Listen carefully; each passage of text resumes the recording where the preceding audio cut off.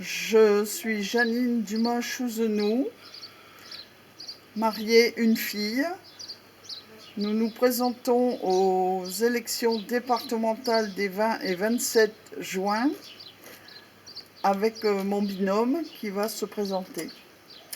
Daniel Martin, je suis ancien infirmier, je suis à la retraite, je suis marié, père de famille, et nous nous présentons pour essayer de changer autrement la politique du département. Donc nous allons vous poser une série de questions qui sont revenues le plus souvent pour voir ce que vous pensez, donc ce qu'il y a à améliorer ou à faire ou à essayer de faire sur notre canton. Donc on débute.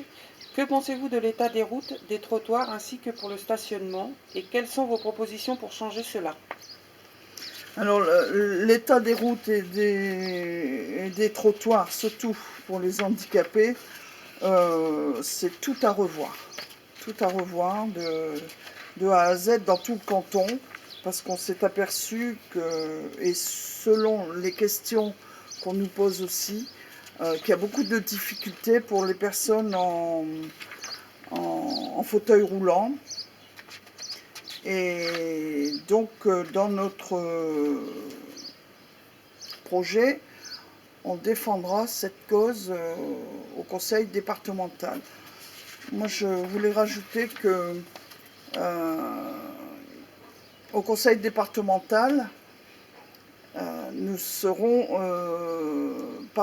serons pas systématiquement contre les propositions. Si elles sont bonnes pour les administrés, quel que soit le parti qui est en place, parce qu'on ne sait pas qui va être réélu au conseil, on prendra tout ce qui est bien pour le canton, pour les administrés. Donc, il faut prendre en compte cette part-là. Oui, moi je reviendrai sur les personnes âgées et les personnes à mobilité réduite. Effectivement, il faut qu'on aide les commerçants à pouvoir aménager des rampes pour pouvoir rentrer dans leurs établissements. Et également au niveau des trottoirs, les trottoirs sont assez petits et dans les petites communes il n'y en a pas. Donc il faut aménager l'apport de tous ces commerces. Donc je crois qu'il y a beaucoup à faire et il faudrait faire une étude sérieuse. Deuxième question. Quelles sont vos propositions pour aider nos jeunes à se sortir du chômage? Comment pourriez-vous aider ces mêmes jeunes qui sortent de leur scolarité et ne savent pas comment faire pour qu'on les aide? Alors les jeunes qui sortent de l'école et naturellement qui s'inscrivent au chômage ou à d'autres lois sociales, pour les aider, il faut d'abord déjà développer le tissu industriel qu'il y a sur notre canton, aider les commerçants à pouvoir embaucher des stagiaires et travailler aussi sur l'apprentissage. Car l'apprentissage, c'est quelque chose qui, dans notre région, est beaucoup demandé. On ne trouve plus ni de charpentier, ni de cuisinier, ni de boulanger, etc., tous ces métiers de bouche et tous ces métiers manuels. Donc il faut absolument qu'on aide les patrons à pouvoir prendre des jeunes en apprentissage. Voilà. C'est pour ça que je me bats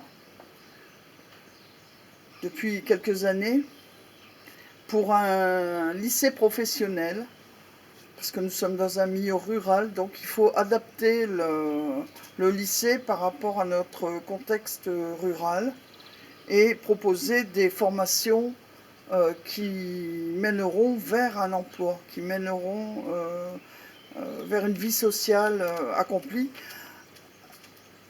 Qui dit lycée dit vivier, qui dit vivier dit entreprise qui s'installe, famille qui reste ici, dans notre canton. Parce que les familles déménagent, les familles partent parce qu'ils accompagnent leurs enfants dans des villes plus appropriées où il y a tout à portée de main, on va dire. Troisième question. En matière d'études, vous défendez un projet pour la construction d'un lycée professionnel. En quoi ce projet serait bénéfique pour notre canton? c'est bénéfique, comme j'ai dit tout à l'heure, parce que les familles resteront. Donc il n'y aura plus de désertification, etc. Les entreprises et les artisans trouveront du personnel ou guideront les jeunes, parce qu'évidemment ils ne s'arrêteront pas systématiquement au bac pro et tout ça, ils iront peut-être plus loin, mais ça permettra de relancer l'économie aussi dans notre canton, qui manque cruellement d'entreprises, d'artisans, etc., qui ne veulent pas s'installer ici parce qu'il n'y a rien. Puis c'est bénéfique également aussi pour tout ce qui est local, car dans ce lycée, il y aura fatalement un réfectoire qui sera, j'espère, commandité par les produits locaux et non pas par l'industrie. Et à ce moment-là, ça fera fonctionner également notre agriculture et tous nos jardiniers locaux qu'il peut y avoir sur le département. Voilà. On va continuer dans la scolarité avec tout ce qui est école primaire, maternelle, collège. Quelles sont vos propositions pour améliorer les conditions scolaires pour notre canton et que pourriez-vous proposer pour développer l'aide scolaire nécessaire aux enfants en situation de handicap ou en difficulté scolaire en matière de scolarité?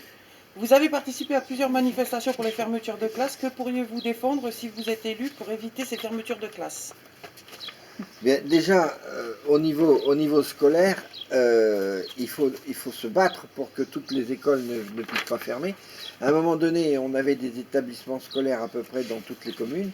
Ça ne pouvait plus se faire, donc on a centralisé sur une seule commune plusieurs classes et on a gardé une seule classe dans les petites communes.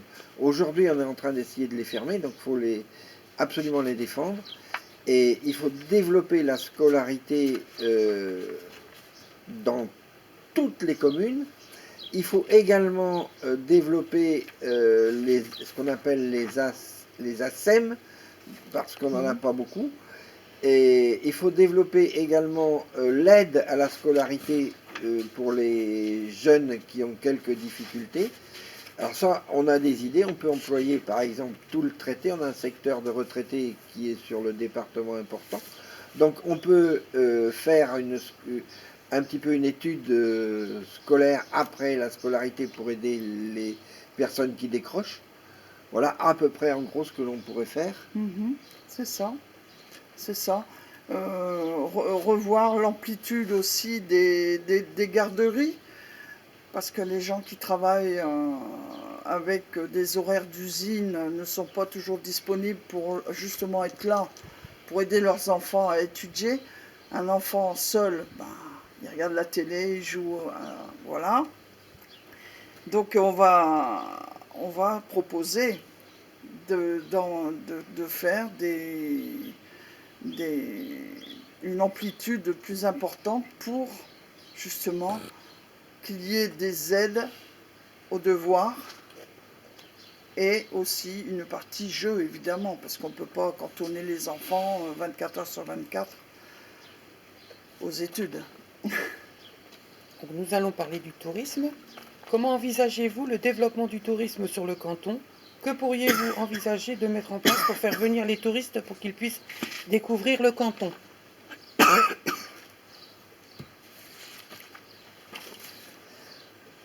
Déjà sur le tourisme, c'est pareil. On parle beaucoup du tourisme du Périgord noir. Nous ici, on est dans le Périgord vert, et le Périgord vert, il y a aussi matière à développer un tourisme. On a toute la forêt qui est à nos côtés et qui est très méconnue. On a tous les sports fluviaux qui ne sont pas développés. On en a quelques-uns, mais il faut encore les développer plus. On a la rivière qui est importante. On a aussi le champ d'eau qu'il faut absolument aménager de façon ludique pour qu'on puisse avoir du monde, et ça attirerait des personnes qui viendraient. Il faut développer les campings ne sont pas suffisamment développés. Il faut développer les aires de camping-car également, car là on est un peu léger au niveau des camping-cars. Et puis je pense que si on développait tout ça, on pourrait je joindrai la culture au tourisme, car si on n'arrive pas à avoir une culture assez importante dans notre département, eh bien, les gens ne viendront pas forcément. Quand je dis la culture, c'est le cinéma, le théâtre, et puis tout ce qui est culturel au niveau des groupes de lecture, ça on peut les développer. Et on a aussi, je reviendrai toujours, avec les retraités, les personnes âgées, on a un département où on a à peu près plus du quart de la population qui a plus de 60 ans, et on a encore des retraités qui sont très mobiles et très indépendants. Donc on pourrait employer ce secteur dans l'école et dans le tourisme. On va parler de la santé. Réorganiser le bénévolat. On va parler de la santé. Qu'envisagez-vous comme proposition pour faire de notre canton un atout pour faire venir plus de professionnels de la santé afin qu'ils s'installent chez nous? Et quels professionnels de santé manquent le plus dans notre canton? Mais dans notre canton, on a une désertification effectivement du médical, comme on a aussi la désertification des commerçants. Donc on est un département où il y a une importante désertification. Pour refaire revenir nos médecins, mais il faut qu'ils soient intéressés. Intéressés non pas par l'argent, mais intéressés par trouver où se loger, trouver un cabinet, avoir de la culture, parce que les médecins vont de temps en temps au cinéma et au théâtre, avoir des loisirs, et de façon à pouvoir attirer des jeunes médecins. Sinon, les jeunes médecins, on a une culture citadine, donc ils vont toujours en ville. Et il faut qu'on réapprenne à nos voies de santé la culture rurale. Et si on en réapprend la culture rurale, je pense que nos médecins viendront. On a des structures, on a une maison de santé qui se trouve à Montpont par exemple, mais il faut qu'on en développe dans d'autres endroits. Il est sûr qu'on ne va pas construire une maison de santé dans une petite commune de 300 habitants. Mais on peut faire autrement. Et les professions qui viennent, on a des professions qui sont médicales, mais aujourd'hui on a des professions qui sont plus ou moins bio. Donc il faudrait qu'on puisse faire revenir des magnétiseurs, des thérapeutes tels que la sophrologie, tels que l'orthophonie, l'orthodontiste, toutes ces choses-là. Et on pourrait peut-être faire une étude sérieuse sur le canton, de façon à ce qu'on ne puisse pas cantonner, le mot est juste, que dans un seul endroit les professions médicales. De façon à ce qu'on puisse avoir sur le territoire un ensemble d'araignées et qu'on puisse soigner partout. Et à quelques minutes ou quelques quelques dizaines de minutes, tout près de trouver un médecin, car quelquefois, en urgence, on attend assez longtemps, et il faut des fois se déplacer assez loin, Libourne, Périgueux, etc., pour pouvoir être soigné. Alors je crois qu'on peut réexaminer tout ce phénomène-là. Oui. On va parler des anciens. Dans notre canton, les anciens ont des besoins bien spécifiques. Quels sont vos projets pour pouvoir améliorer la vie de nos anciens? Comme je vous disais tout à l'heure, le canton va en 2030 à peu près avoir le quart de la population du canton qui aura plus de 70 ans. Donc il faut absolument voir autrement le maintien à domicile, car les personnes préfèrent être chez eux que dans d'autres structures. Et puis aussi voir comment on peut, dans des structures, animer la vieillesse. Car la personne âgée, ce qui est le plus pour elle, c'est l'ennui. Quand elle est en structure, elle s'ennuie. Quand elle est chez elle, elle s'ennuie. Elle s'ennuie souvent, c'est le plus gros des problèmes, car ils n'ont plus rien à faire. Donc il faut qu'on développe et qu'on réorganise les EHPAD. Il faut qu'on développe les structures, je dirais, d'unité de vie. Alors, petite unité, 5-6 personnes. Il faut qu'on développe également les accueillants familiaux, qui sont régis par le département. Il y a à peu près 400 familles d'accueil, et ce n'est pas suffisant, il faudra en développer plus. Il faut retravailler le maintien à domicile, revoir tout ce qui s'occupe du maintien à domicile, tel que les SIAS, les aides ménagères et tout ce phénomène, de façon à ce qu'on puisse aussi également ne pas déplacer des aides ménagères qui font 20 km en voiture pour aller à domicile. Donc essayer de recadrer, je reviendrai au système d'araignée, pour recadrer tout ce phénomène-là, à ce qu'il y ait des personnes qui puissent aller à domicile sans faire des longs kilométrages. Et je pense que si on développe tout ça, eh bien, on aura. Il faut aussi travailler la formation des aides ménagères, des aides soignantes, des aides à domicile, car souvent, on manque de personnel, et le personnel, on ne le forme pas suffisamment dans cette structure. Voilà comment je le vois. Janine, Ah oui, oui, oui, oui. Et puis aussi ramener dans les communes le nécessaire à vivre, c'est-à-dire les magasins qui ont fermé et dont les vieilles personnes, les personnes âgées, n'ont plus la force de traverser un canton pour aller faire leurs courses. Donc il faut se réorganiser commercialement pour qu'il y ait des entités qui s'installent près dans les bourgs. Alors, question suivante. Quelles sont vos propositions pour faire vivre notre canton en matière de commerce, de marché Mais le commerce, je vous disais, il y a une désertification effectivement du commerce. On fait de nos bourgs et de nos villes des dortoirs, des villes dortoirs. Donc il faut qu'on change également tout ça.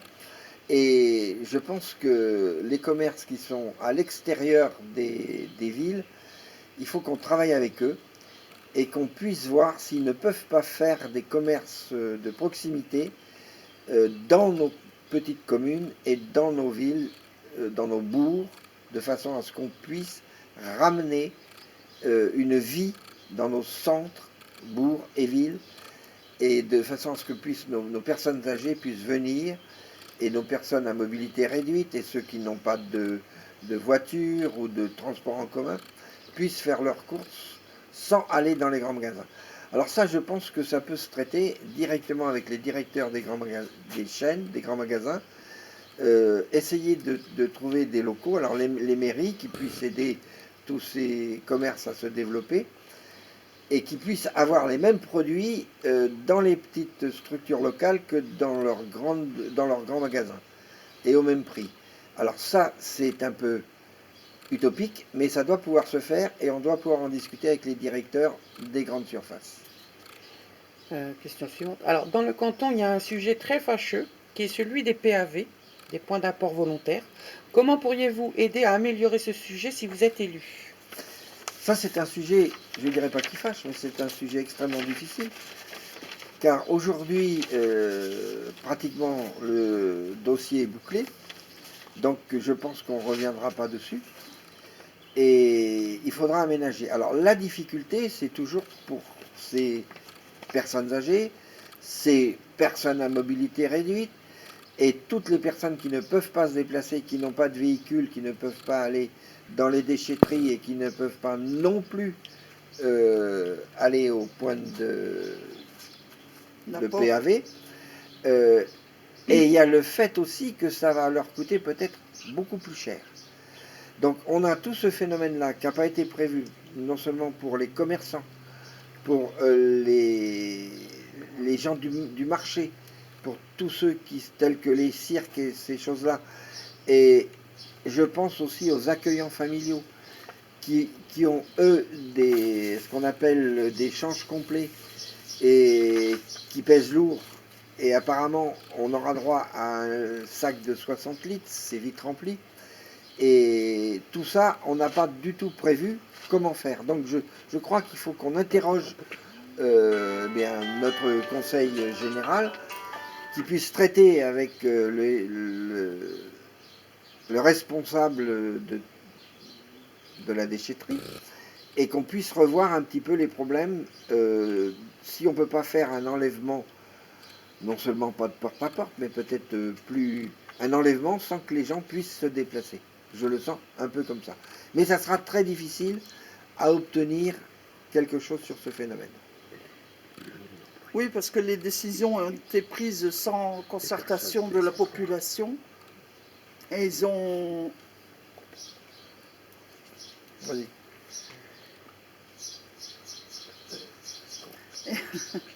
Donc, les décisions ont été prises en amont sans concertation de la population, sans réunir les gens, sans leur demander leur avis. Tout a été signé, donc pour repartir en arrière, c'est pratiquement impossible. Et vos propositions à notre canton pour l'amélioration de l'environnement, quelles seraient vos positions sur les éoliennes, le baltrap de Servanche, les parcours de pêche, les sentiers pédestres, etc., etc. Alors les éoliennes, on est contre depuis toujours. Hein. On n'est pas contre depuis 3 jours, depuis 3 semaines pour les élections. On est contre depuis toujours avec l'association 3D. On a fait des réunions, on a fait beaucoup de choses. On relaye leurs écrits, on relaye tout.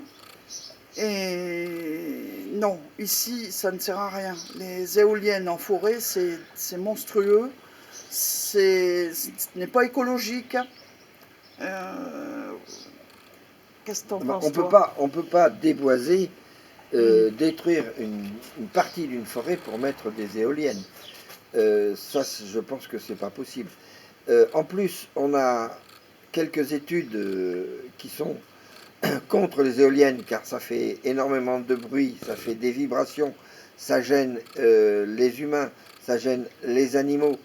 Donc là-dessus, il y a des études de fait, et je crois que dans des dizaines d'années, on s'apercevra que c'est pas du tout écologique.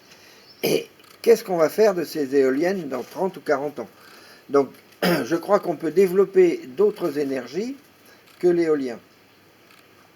Quant au baltrap, là, effectivement, c'est la même chose. On fait ça dans des endroits où on déboise, où on supprime certainement des espèces pour pouvoir arriver à un loisir. Donc, il y a certainement des moyens de faire autrement pour le loisir. Je crois que le loisir ne doit pas nuire au bien-être humain. Et animal. Et animal. Voilà. Et concernant les sentiers pédestres, les parcours de pêche, Alors là, qu'est-ce qui c'est pourrait être les amélioré? sentiers, les voies communales, les sentiers dans les forêts, tout est à revoir. Tout est à revoir parce que tout est parti à valo, les panneaux, les sentiers eux-mêmes, c'est pas nettoyé, c'est pas revu chaque année comme ça devrait l'être, c'est pas entretenu.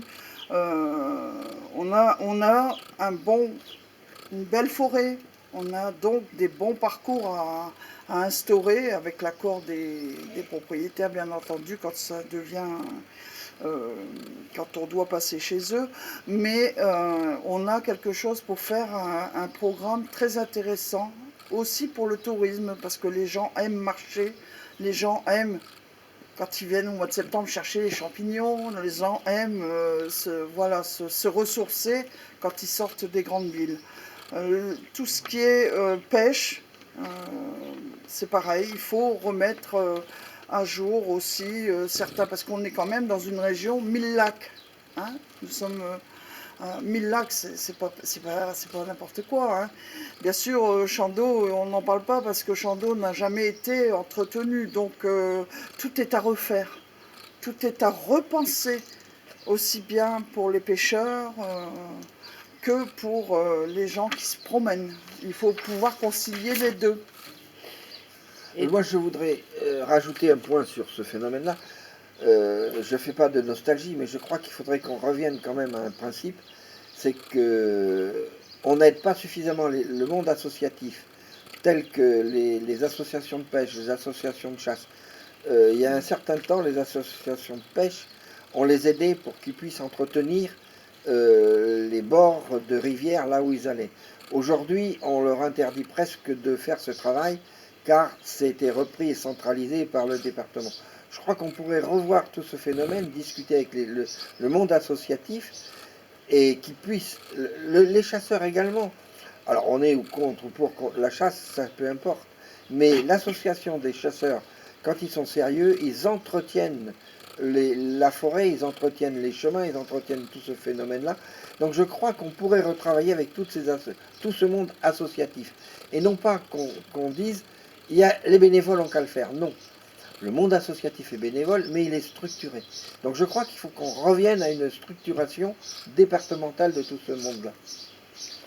Donc, dernière question pour finir. Avez-vous des propositions pour développer le sport, la culture sur notre canton? Oui. Oui. On a certaines demandes de personnes qui, par exemple, font de l'escrime, ils ne peuvent pas le faire ici, il faut qu'ils aillent courir loin. On a des demandes pour la gymnastique rythmique, ça paraît, hein, mais il n'y a pas de club. Il y a beaucoup de demandes sur le sport pour manquant ici pour les jeunes aussi, leur activité. Nous, on a des bons clubs de sport quand même ici. Hein. On a le foot, le rugby, le judo, mais il n'y a pas de club d'athlétisme, par exemple. Il n'y a rien de prévu pour les petits, par exemple avec les draisiennes, etc. Sur le tour d'un stade, vous savez qu'on peut installer un circuit de draisiennes pour les petits, pour leur apprendre, etc. Il n'y a pas de structure non plus pour le tir à l'arc. Voilà, des choses qui intéressent les jeunes et qui intéressent aussi les enfants et les plus âgés. Hein. Voilà. Donc il faut qu'on reprenne tout, pas à zéro, parce qu'il existe quand même des structures qui sont très bien, mais qui ont la demande des gens. Il ne faut pas faire que pour les sports, disons, nationaux. Voilà. Et il faut penser à tout le monde. Et il faut repenser le sport dans son ensemble. On a des sports qui sont, je dirais, des sports spontanés. Et ça, on ne peut plus le tolérer aujourd'hui. Il faut qu'on enseigne le sport, qu'on forme les sportifs depuis leur plus jeune âge. Et pour ça, il faut aussi qu'on forme des moniteurs, qu'on forme des entraîneurs. Parce qu'aujourd'hui, un bénévole peut devenir entraîneur. Alors je ne dis pas qu'il fait du mauvais boulot, mais si on veut avoir une politique départementale, il faut absolument qu'on raisonne en nombre et en département et en formation. Si on veut que nos petits deviennent des sportifs, sans en faire des pros, mais des sportifs qui obtiennent des résultats, il faut les former dès l'école. On n'a plus suffisamment de sport à l'école. À l'école, ils ont, je dirais, ce qu'on appelle des sorties sportives, mais ils ne font pas de sport. Et sorties du handball et du football, il n'y a pas grand-chose d'autre. Donc il faut qu'on développe, qu'on ait une politique sportive dès le département et qu'on développe directement dans nos communes. Moi, je vais rajouter, la piscine ici à Montpont, ce n'est pas utile. Parce que ça sera une 4 lignes d'eau. Une 4 lignes d'eau, on ne peut organiser rien du tout. Aucune compétition. Il y a un protocole qui est important. Hein, et on sait ça de la fédération elle-même. Donc, c'est bien joli de faire une piscine à plus de 4 millions d'euros, plus l'entretien tous les ans. Qui ne servira que 2 mois l'été, 3 mois, parce que les gens n'iront pas, parce que voilà, ça n'avance rien pour les scolaires, et ça ne donnera pas non plus la nécessité de faire des compétitions, puisqu'elle ne sera pas homologuée par la fédération. Il faut quand même être raisonnable dans les choix qu'on fait. À revoir.